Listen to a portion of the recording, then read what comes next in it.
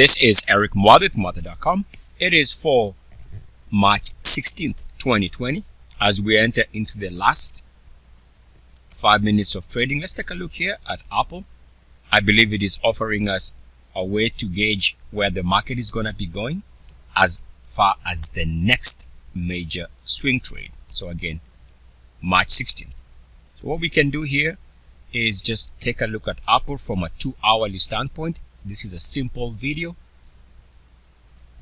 and we can see here on the 2-hourly a simple way to gauge where the next major trend, I'm talking about the next one, not the one that we've already seen, is to take a look at the 2-hourly. There is a wedge forming here as far as Apple is concerned. In fact, let me update this,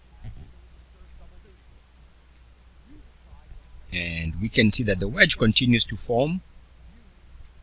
The wedge is in no hurry, but this is going to determine the next major trend. So we're going to get a couple of scenarios here. Either we are going to get a move above this wedge for a recovery attempt, or we get a break below this wedge for the next new fresh sell signal.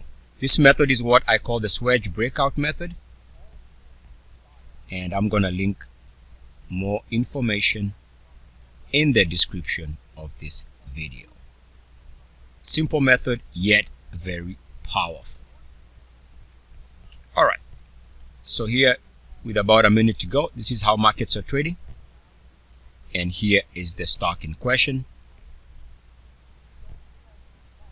Eric Muad with Mother.com. As always, good luck, peace, and blessings. ETFs.